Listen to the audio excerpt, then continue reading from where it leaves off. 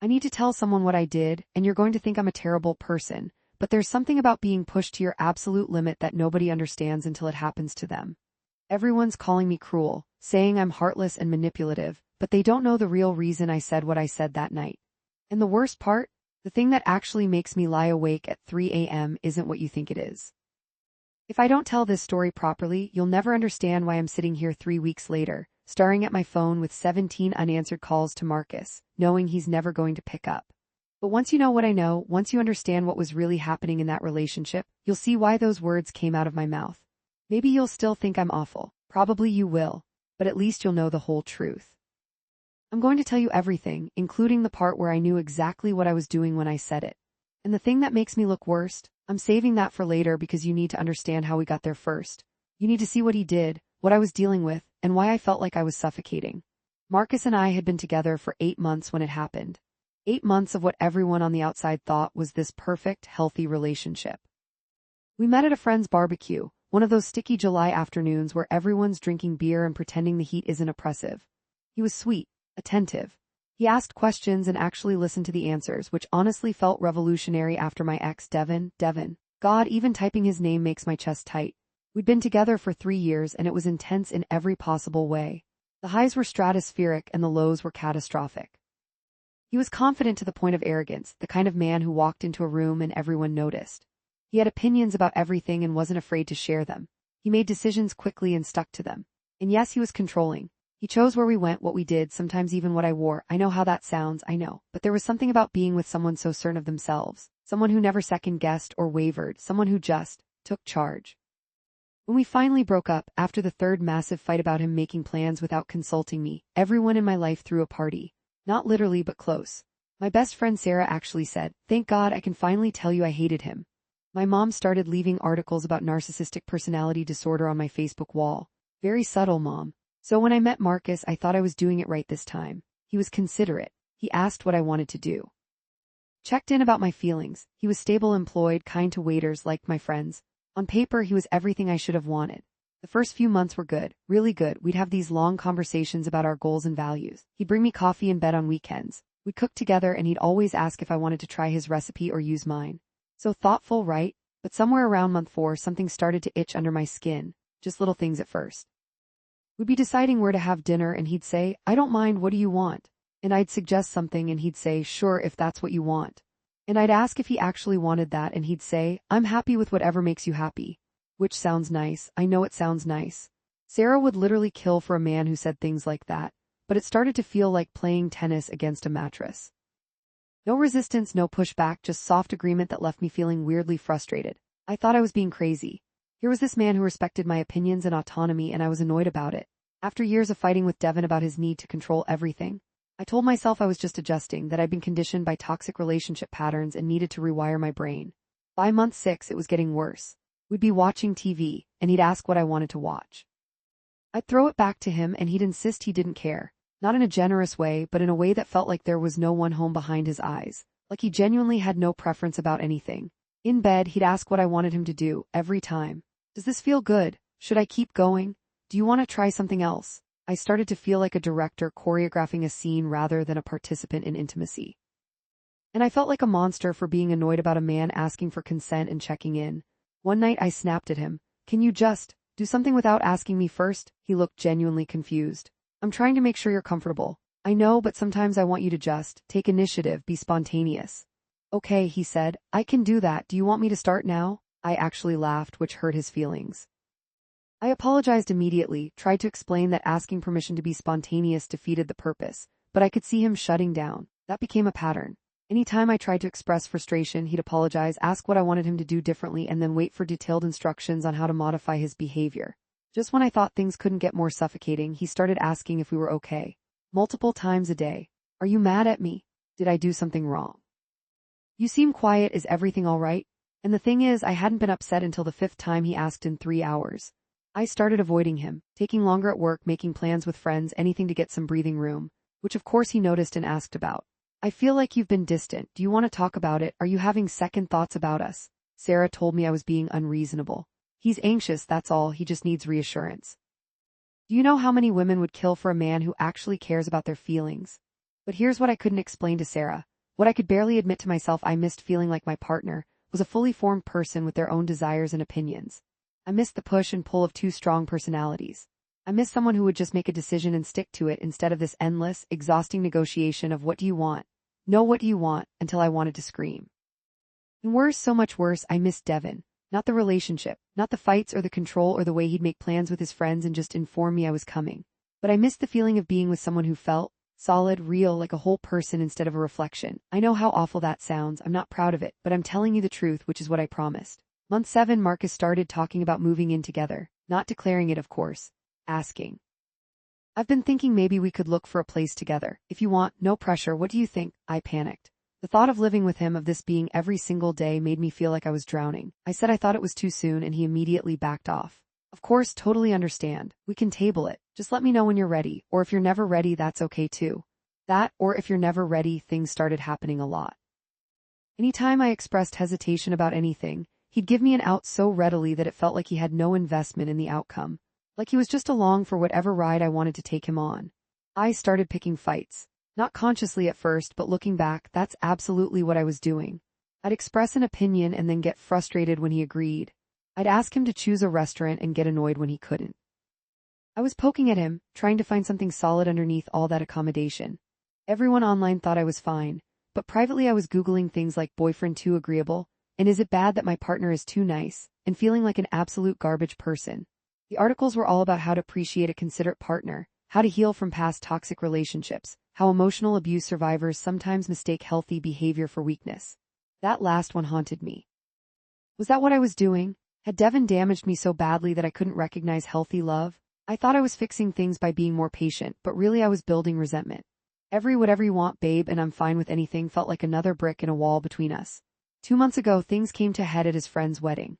We were at the reception, and the couple's first dance was to this classical piece, something dramatic and romantic. I made a casual comment about what song I might want if I ever got married. Marcus immediately pulled out his phone and started a note. Tell me more, I want to remember this. Something about that just broke me. Marcus, I'm just making conversation, I'm not giving you wedding instructions.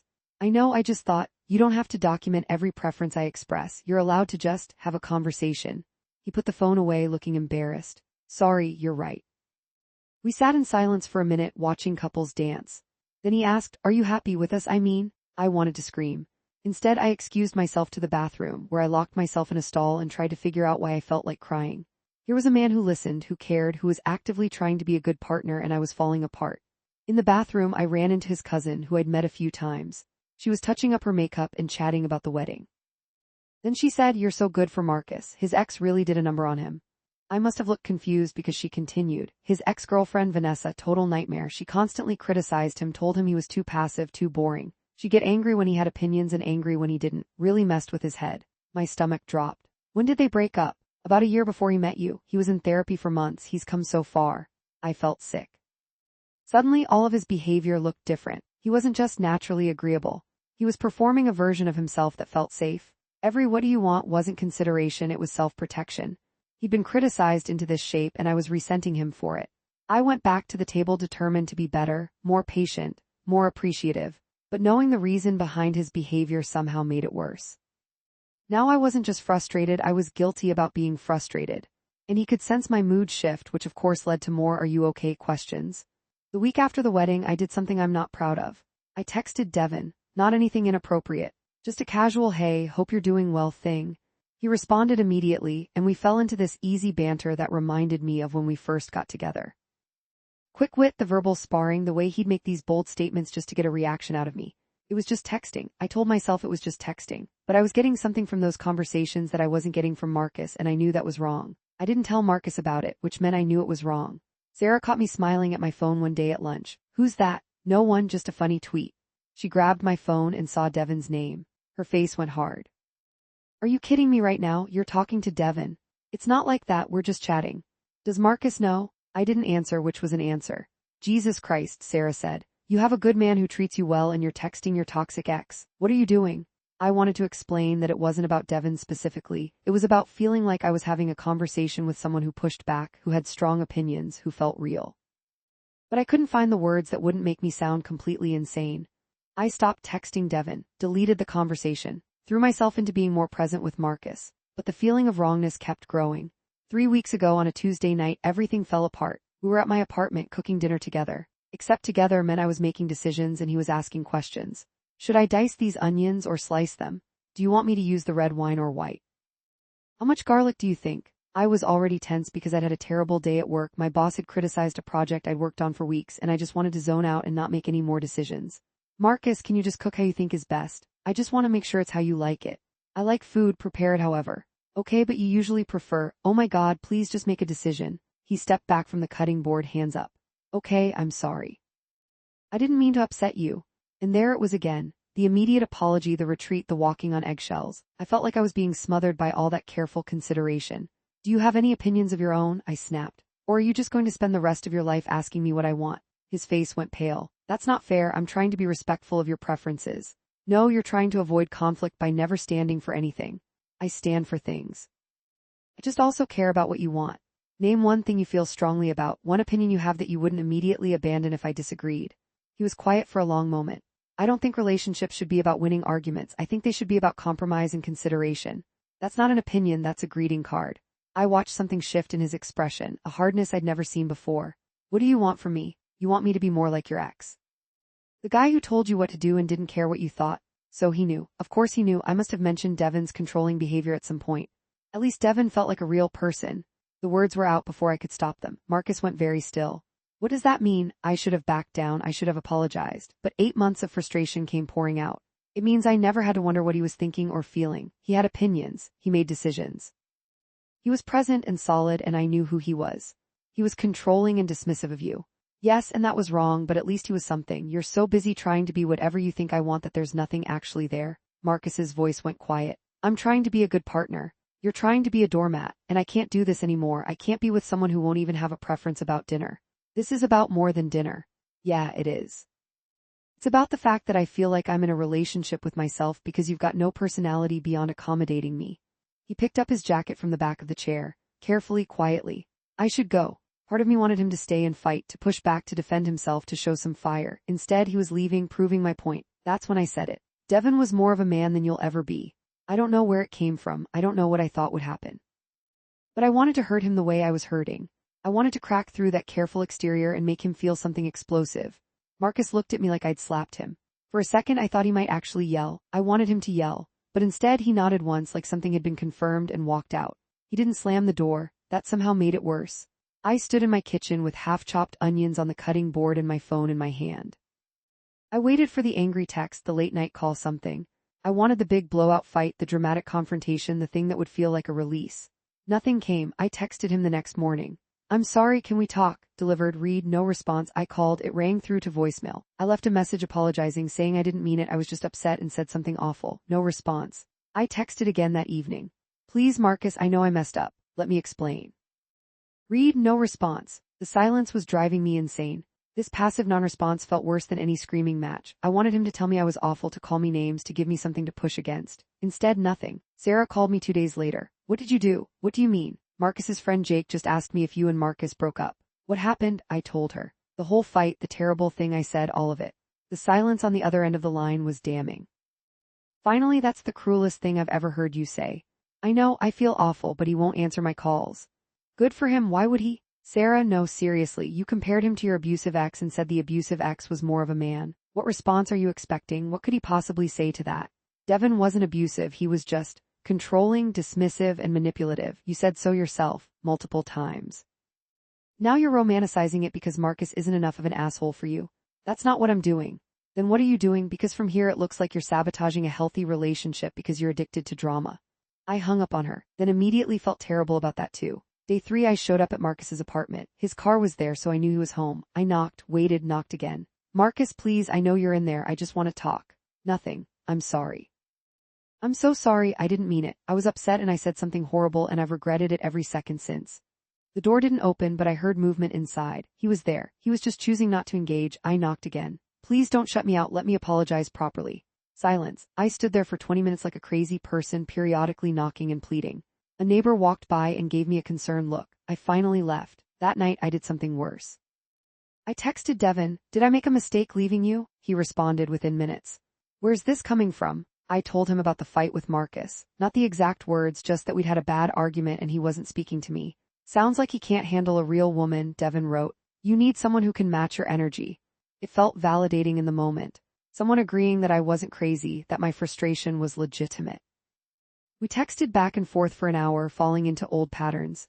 He told me he'd changed, been working on himself, realized how good we were together. I knew it was bullshit. Some part of me knew, but I wanted to believe it because the alternative was sitting with what I'd done to Marcus. Day 5, I tried calling Marcus again. This time it went straight to voicemail. He'd blocked me. I felt panic like I've never experienced. The finality of being blocked, of having no way to reach him, made everything real in a way it hadn't been before. This wasn't just a fight we'd worked through. This was over. I created a fake Instagram account to look at his page. He'd posted a story, just a photo of a sunset with no caption. The comments were full of friends asking if he was okay. His cousin had written, "You deserve better, stay strong." I wanted to defend myself in the comments. I wanted to explain that they didn't know the whole story, that he wasn't blameless here, that his passivity had been driving me crazy for months. But what would I even say? Actually, he was too nice to me, so I compared him to my controlling ex. I texted Sarah. He blocked me. Good, she replied. You're supposed to be my friend. I am your friend, that's why I'm telling you that you need to leave him alone and get therapy. I don't need therapy. You just blew up a healthy relationship because you're more comfortable with dysfunction. Yes, you need therapy. Day 7, I saw Devin. He suggested coffee and I agreed because I couldn't stand being alone with my thoughts anymore. He looked good, he always looked good. Confident smile, easy posture, the way he made eye contact that felt intense and focused. So your new guy can't handle you, he said, not quite smirking. It's more complicated than that. It always is with you. He said it affectionately, like my complexity was charming rather than exhausting. We talked for 2 hours. He apologized for how things ended between us, said he'd been working on his control issues, that he understood now how he'd made me feel small sometimes. He said all the right things. I miss you, he said. I miss us, the passion, the intensity, we were good together. We fought constantly. We felt things, isn't that better than being bored? And God help me, in that moment, it sounded right. Better to feel too much than too little. Better to fight than to float along in careful consideration. He reached across the table and took my hand. Give me another chance, let me show you I've changed. I almost said yes, I was so close to saying yes. But then my phone buzzed, a text from Marcus's cousin. I don't know what happened between you two, but Marcus is really hurting. He's the best guy I know and I've never seen him this broken. I hope it was worth it. I pulled my hand back from Devin's. What's wrong? He asked. I looked at him, really looked at him, and saw it clearly for the first time. The way he'd steered the entire conversation. The way he'd positioned himself as the solution to my problem. The way he'd subtly put Marcus down without knowing anything about him. The way he'd made it all about us, our passion, our intensity, with no acknowledgement of why that intensity had been toxic. Nothing had changed. He'd just gotten better at packaging the same behavior. I need to go, I said. Come on, don't be like that. Stay, let's figure this out. There's nothing to figure out, this was a mistake. I left him at the coffee shop and drove home, my hands shaking on the steering wheel. That night I did what I should have done from the beginning. I wrote Marcus a letter, an actual physical letter, because email felt too easy to ignore. I didn't make excuses, I didn't ask for forgiveness. I just told him the truth.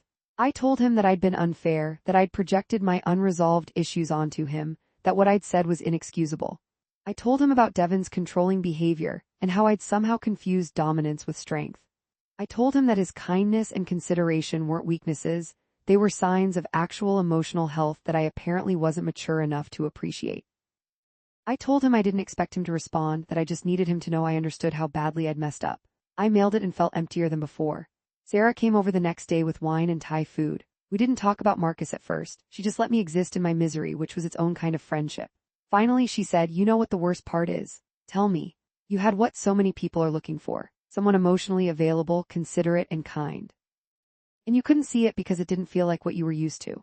I know, do you? Because you need to figure out why you're attracted to dysfunction, why you need conflict and control to feel like something's real."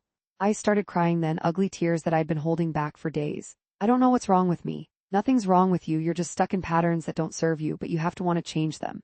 I do. Then actually do the work, get a therapist. Figure out why drama feels like love to you. Stop dating anyone until you do. I nodded, knowing she was right. Day 12, Marcus sent me an email, not a long one. I got your letter, I appreciate the apology, but I need you to understand something. I wasn't being passive or weak. I was trying to build a relationship based on mutual respect instead of power dynamics. I was trying to be different from what you'd experienced before, and you punished me for it. I hope you figure out what you actually want, because it clearly wasn't me. Please don't contact me again. That was it. No door left open, no room for negotiation, just a clear boundary and a goodbye. I read it 50 times looking for some hint of softness, some crack I could wedge my way into. There was nothing. I wanted to write back, to explain more, to beg for another chance. But that's what the old me would have done. The me who needed constant engagement and drama.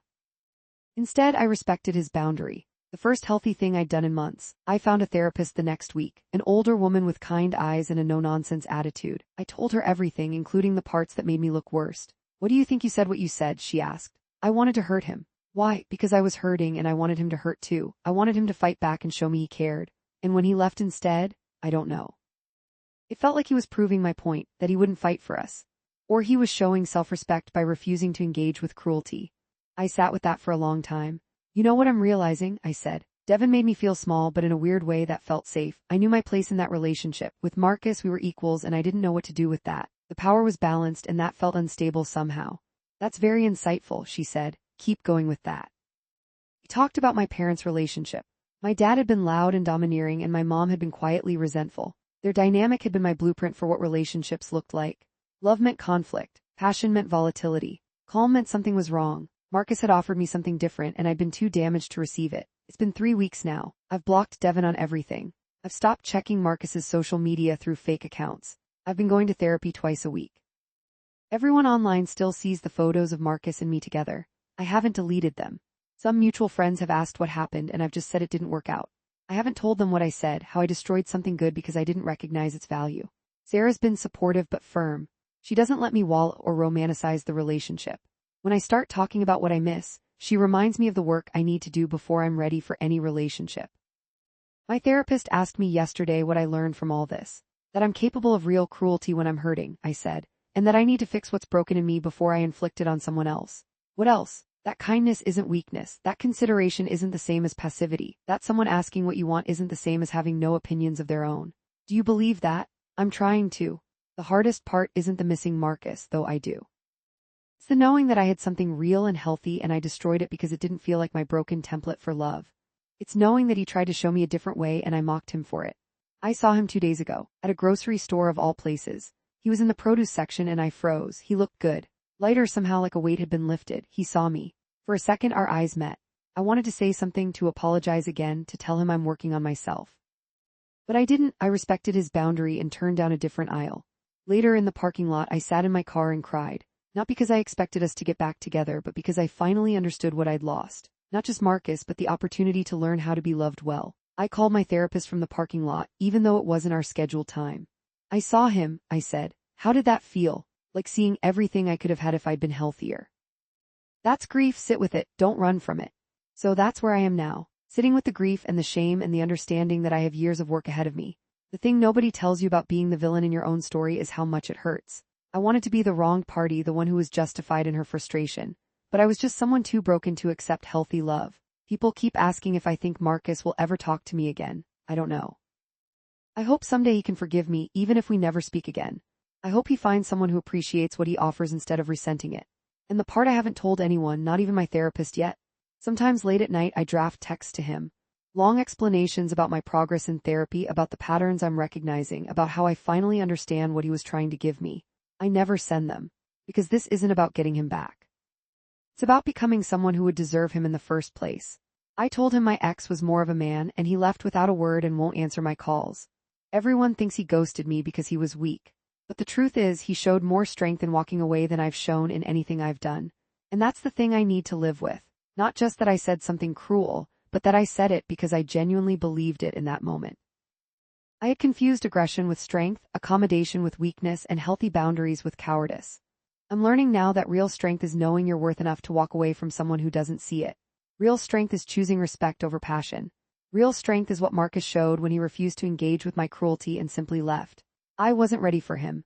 Maybe I never will be, but at least now I'm trying to become someone who could be. That's all I can do. Try to be better than the person who said those words. Try to understand why I said them. Try to make sure I never mistake healthy love for weakness again. I don't know if this story has a happy ending. I don't know if I'll ever be ready for the kind of relationship Marcus was offering. I don't know if he thinks about me or if he's moved on completely. What I do know is that I destroyed something precious because I was too damaged to recognize its value. And now I get to live with that, work through it, and hope that someday I'll be capable of accepting the kind of love I rejected. If you take anything from this, let it be this: sometimes the healthiest thing someone can do is walk away from you, and sometimes you deserve it.